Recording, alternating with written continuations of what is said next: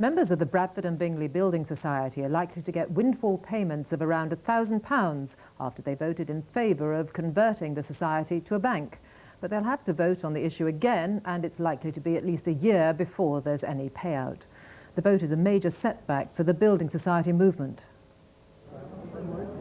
More than 500 members came to Bingley to debate the future of Britain's second biggest building society, and most of them wanted things to stay as they were. But the 1.5 million who took part in the postal ballot sent out a clear message.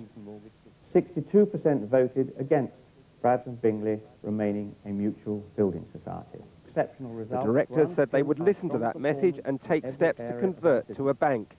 It was Stephen Major, a plumber from Lisburn in Northern Ireland, who forced the society to hold this vote. He said members would get big windfalls. Well, they will have around £1,500 worth of free shares in Bradford and Bingley. They'll have twice yearly dividends, and the shares will rise in the future. 20, 40, 60, 81. It was the prospect of that cash which won the day, despite warnings from the board that conversion to a bank would mean worse rates for savers and borrowers. Tonight, the society was sticking to that prediction. The rates will have to reflect our new status. There will be no immediate move on rates, but we'll remain competitive whatever we do. But they will not be as competitive as what a building society can offer. That's true. The rates, the mortgage rate will have to go up, and savings rates will have to be reduced in due course. For those who've argued that it's only the building societies which have forced the banks to offer competitive rates, today's vote is a very serious blow. The remaining societies will be feeling very vulnerable tonight. Rory Kathleen-Jones, BBC News, Bingley. The governing body of European football, UEFA, says its plans to hold the Euro 2000 Championship in the Netherlands and Belgium next year won't be affected by last night's football riot in Rotterdam. Fans of Feyenoord went on the rampage after their team won the league. 16 people were injured, including 4 who were shot by police. Nearly 250,000 fans had gathered outside Rotterdam's town hall to celebrate their team Feyenoord clinching the Dutch First Division title. The huge crowds appeared good-humoured at first. It was when they began to disperse that the trouble began. Some supporters who refused to move off began throwing stones and bottles at police. Pitched battles followed, with some fans using banners as a weapon. This man was brought down by plainclothes officers. More than 70 people were arrested during several hours of rioting, which spilled into surrounding streets. Officials say that at one stage, police fired warning shots into the air, but were then forced to open fire into the crowd. 4 people were hit, and 1 man is said to be in a critical condition. Police are investigating reports that some fans may have fired back. In all, 16 people were injured in the riots, including 4 policemen. It took till midnight to restore order, but not before many shops had been looted and cars wrecked. Dutch football officials described the riots as too sad for words, and the government minister warned of new powers to round up suspected hooligans. For Rotterdam, it could hardly have been a worse advert, with the city hosting the Euro 2000 final here next year. John Andrew, BBC News. British Airways is blaming a mischievous prank by a passenger for a scare involving almost 400 people on a flight between San Francisco and London. A recorded message warning of an imminent emergency told those on board to prepare for a forced landing on water. In fact, there was no emergency, and the airline has apologized for the distress. 3 hours after leaving San Francisco, passengers on Flight 286 were told to expect a forced landing at sea. The words of the announcement apparently left no room for doubt. Attention, attention. This is an emergency announcement. I repeat, this is an emergency announcement. It may shortly be necessary to make an emergency landing on water. Passengers were then told to put on life jackets, fasten seatbelts and brace themselves. Most people started to look around for signs that this was either a false alarm or a drill.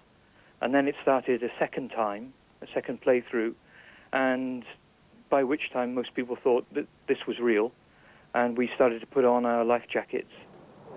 But it was a false alarm, triggered in a cabin crew area.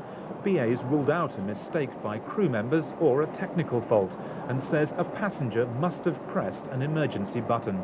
It's a very, very difficult instruction to set off because it's actually under a plastic flap. So If there was somebody who needed to do that maliciously, they would have actually had to lift the flap up and then press the button. Cabin crew had to call for help from a doctor because several passengers were so distressed. British Airways says it's contacting all of the passengers on Saturday's flight to apologise for the upset. Simon Montague, BBC News. The film star Sean Connery has been trying to revive the fortunes of the Scottish National Party just over a week before electors in Scotland elect their own parliament. He told an SNP rally in Edinburgh that Scotland should be the equal of all the other nations of the world. And Sean Connery! The world's most famous Scotsman, said the introduction, and Sean Connery may need to be that and more if this once-only appearance is to rally the SNP and help them catch up with Labour and win against the odds. First, though, a swipe at the media for the way some papers have written off his party and attacked him. I'm ashamed of them, and I'm angry with them. No policy detail, this was a declaration of faith in Scottish independence and an attack on the SNP's opponents. When we were up here for the referendum vote, there was a spirit and a positive enthusiasm. Well, the control freaks have blown it away. They have replaced it with fear and intimidation the very same way as others have before them. The small, invited audience loved that, of course, but Labour's Scottish secretary wasn't too put out. I think Mr Connery is entitled to his views, and he's here primarily, as I understand it, to promote his film, and I wish him every success with that. But I don't think the election contest is about a celebrity head count, and we will certainly continue to stick to the arguments. 1, 2, 3. The other parties clearly see Labour and not the SNP as the party they have to beat now. People in Scotland don't want independence. They know it would be a financial disaster. But unlike Sean Connery, we can't actually opt out of it and spend our lives in tax exile.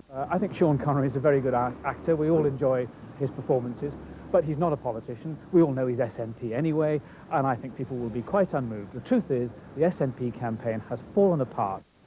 The fight for control of Scotland has been low-key, and that suits Labour. Now the nationalists need to win over and win back voters who prefer no taxes and who feel safer as a permanent part of the British Union. This campaign isn't over yet, but it may take more than an emotional appeal from a famous actor to turn the tide the SNP's way.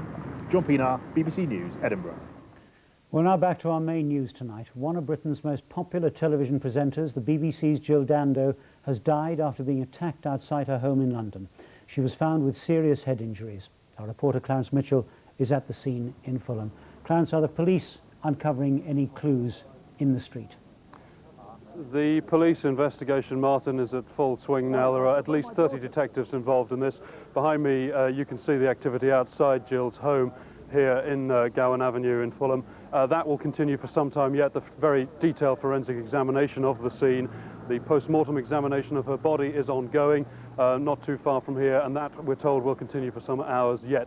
The principal aim of the police is to establish just who this man was who was seen running off.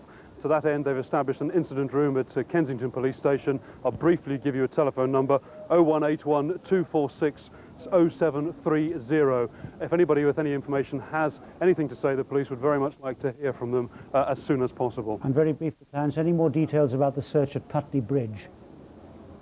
We're told that is continuing. Again, the police are aware of reports that a man was seen acting suspiciously. Some reports suggest he actually jumped into the Thames, others that he was attempting to. The area around the bridge is now sealed off, and police, using river boats on the river, are searching. Unconfirmed reports suggest they're looking in the Battersea area, perhaps for a body, but none of this is confirmed, and the police are not connecting it directly. Equally, they're not ruling it out as possibly being connected with the awful murder of Jill Dando.